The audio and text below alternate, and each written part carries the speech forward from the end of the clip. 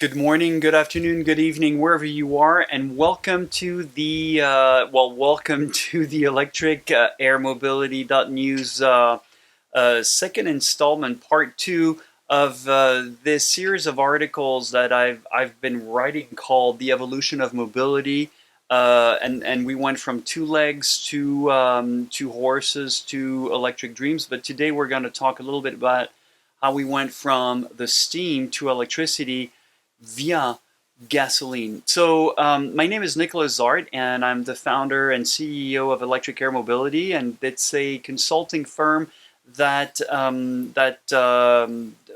conceptualizes, designs, and implements what we call vertiports, and those are the places where electric aircraft will take off and land.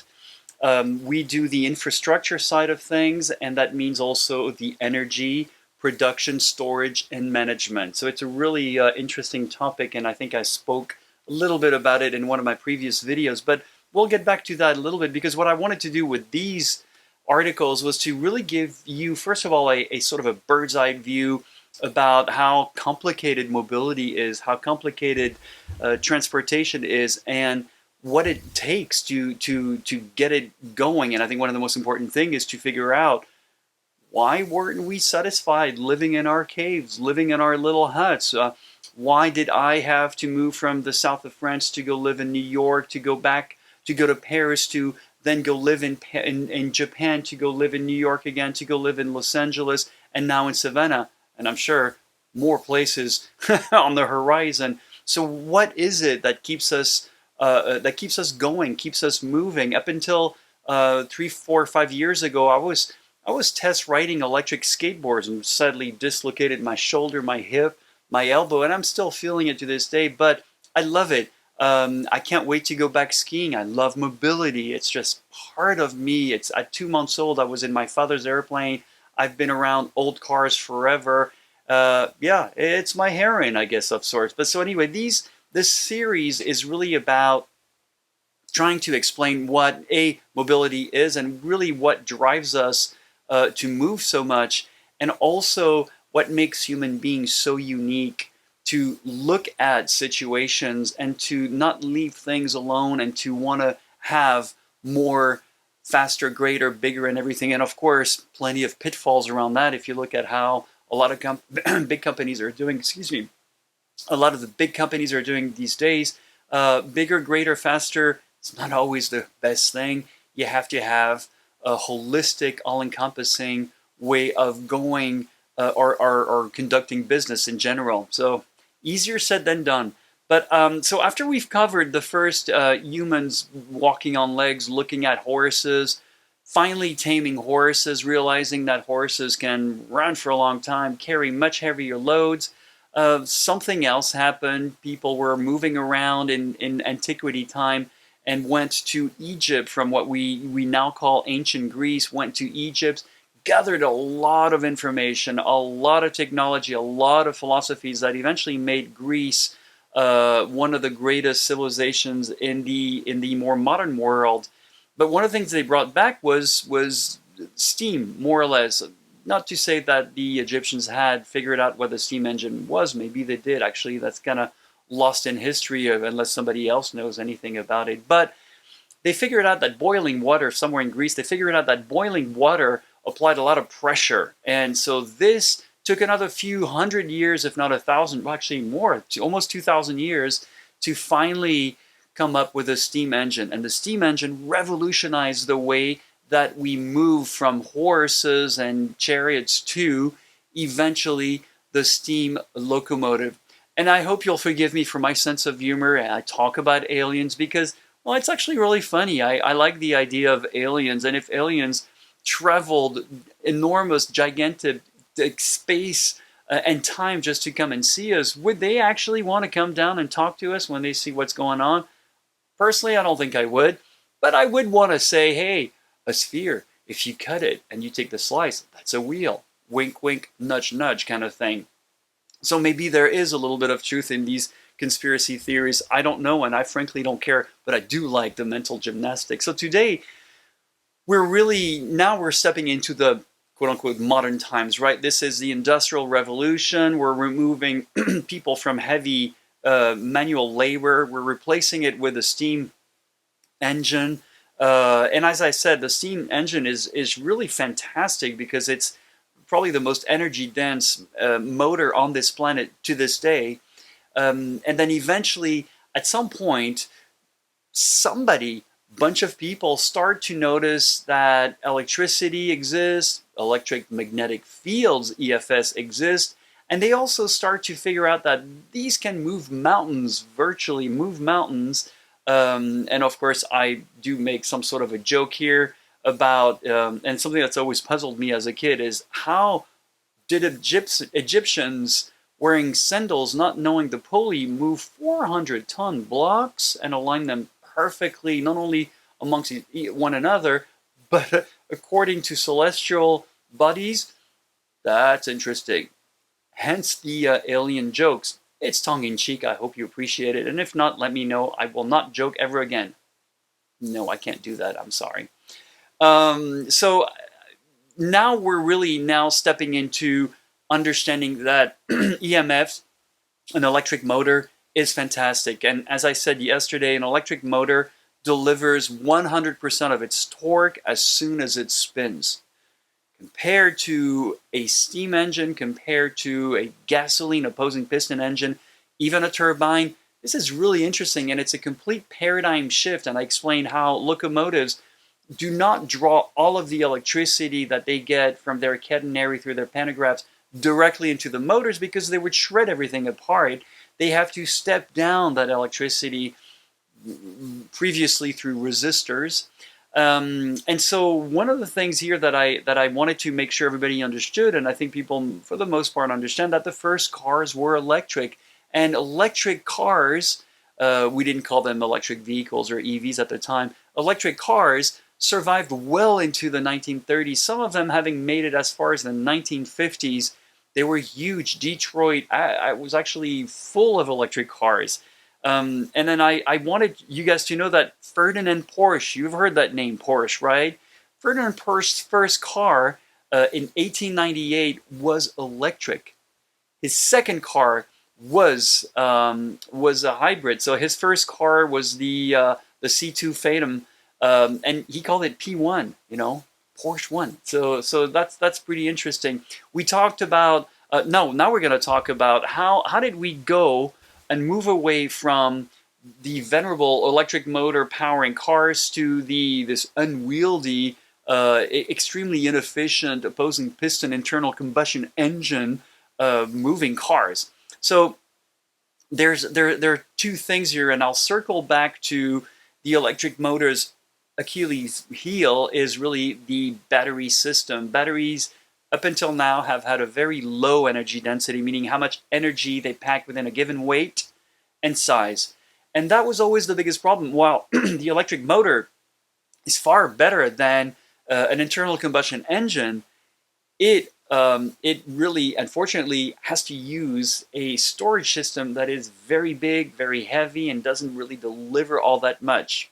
Whereas gasoline has a really good energy density, and even hydrogen, of course. So somewhere in the late 1800s, 1900s actually, there was a devastating turn of event, right? Everybody's making electric motors. Everybody is trying to put electric motors on cars. Everybody's using, lead-acid batteries. They were fine enough for 40 miles. They did pretty good. And the boundaries were pushed up until about 60 miles. But if you now look into the Rothschild family and their friends, mostly through the Standard Oil conglomerate, that was the big first fossil fuel companies, they were starting to make a lot of money on these fossil fuels. And it was needed. They actually did a great job. Up until then, people were killing whales, devastating whale population to get the grease to light their oil lamps. And of course, that was good. It brought light into homes, but it was a step above wax, but it was horrible for the whales. We were killing the whales, and of course, the Industrial Revolution, of course, changed a heck of a lot of things. But anyway, the Standard Oil went up to as the story goes, to Henry Ford, and said, you know, you need to stop making these electric cars. It's ridiculous. We've got benzene here, which was the original term for gasoline, and we've got this internal combustion engine. It works better. And of course, Ford was extremely shrewd and bright and said, look, no, it doesn't. And anyway, there's no infrastructure, whereas there are plugs everywhere in almost every home these days, or more and more so. And so this is where Standard Oil came up with a genius thing. And you have to look into the history of Standard Oil, by the way, because they invented a lot of the marketing templates that we still use to this day. So this is your assignment and your homework. So Standard Oil told Henry Ford and said, well, what about if we build gasoline stations every 20 miles? This way you don't have an infrastructure problem. Would you then make these gasoline engines? And Henry Ford said, yeah, he was a businessman, right? He said yes. And that's how it started. That's how cars were at first electric, and then slowly but surely the gasoline cars came in and took over the industry. And as we like to look at it, at least us in the electric mobility field, how they took us 140 years away from a much more efficient form of mobility. So before I get back to that, I just want to say two things. There's a great story that Ford's wife, Clara, she preferred driving an electric car, and to the end of her days, I think she passed away in the late 30s, or somewhere around World War II anyway. She drove electric vehicles. She never owned a gasoline car. And she said, so the story goes, why would I drive a smelly, stinking, vibrating machine that needs to be cranked when all I have to do is unplug and drive for 40 miles? It's pretty amazing, right? So, of course, that did not appeal to women wearing these dresses as they did before, and for many great reasons. So now we step into the ICE age, as I like to call it. And ICE stands for internal combustion engine, tongue-in-cheek.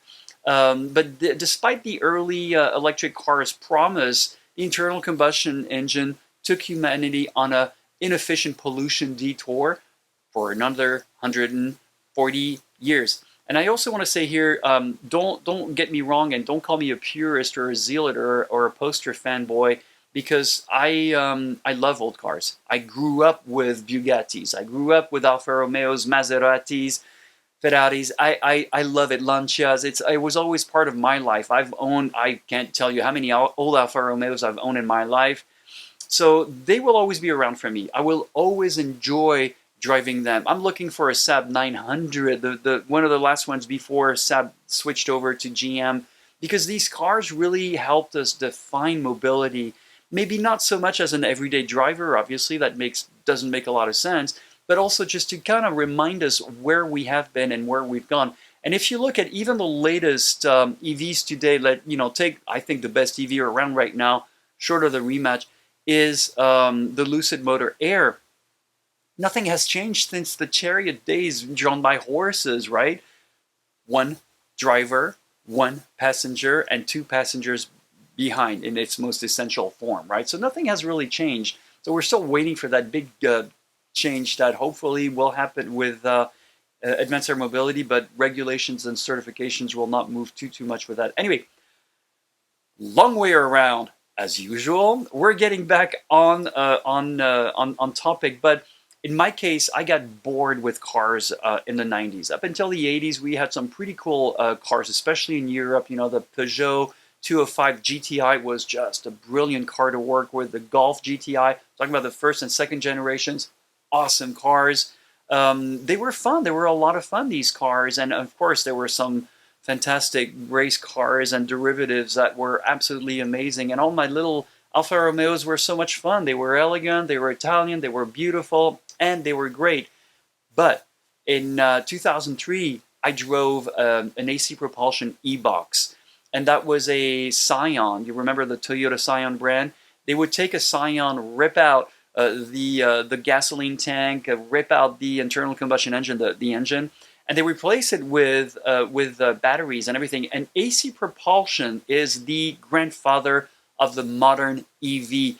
They really re-engineered everything. They made EVs as we know them practical today. These guys are engineers. They're wonderful. So I drove that e-box that was based on the T0, and in the article, please click on that link because it will tell you a lot about the T0 that sparked the second EV that I drove, the Tesla Roadster, one of the very early ones, one of the first 50 one that I drove, and that really made me understand, wow, these cars are actually a lot of fun. Because at the time I was driving a very souped up 1974 Alfa Romeo Spider. I had a race engine. Quite honestly, nobody bothered me. I was very happy until I met my friend with one of those very early Teslas, and I looked at it at a traffic light. I'm like, oh, which one is it? What number is it? So we started talking. He goes, follow me. And I'm like, yeah, whatever.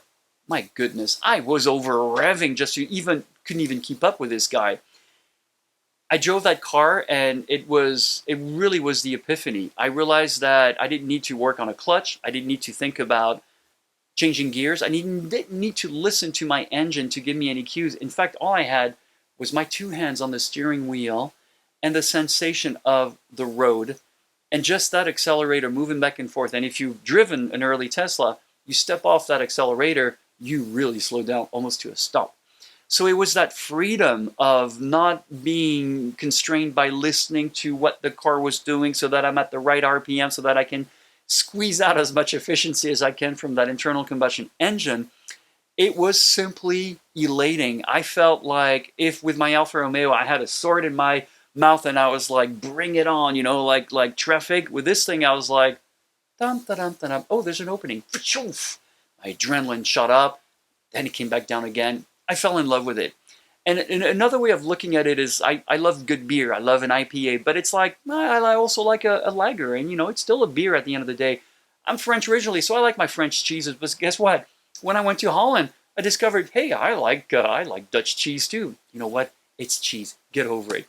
But anyway, it was the efficiency of the electric motor. It was the efficiency of the driving experience that really won me over. And that is what got me to start looking into electric mobility back then with what we called electric cars. Now we call them EVs, electric vehicles.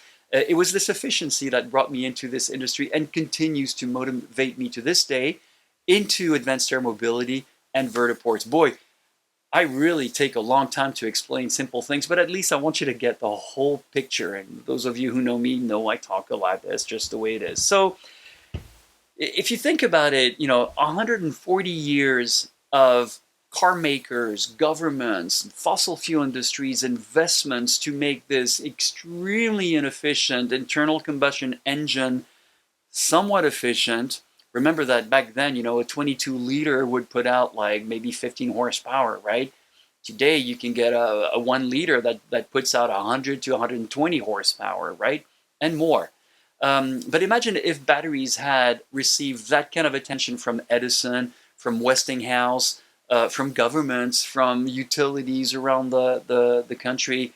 We'd all be driving. I mean, the Lucid Model Air, the Lucid Motors Air with its 503 miles of range would be one of the lowest, most affordable EV to this day.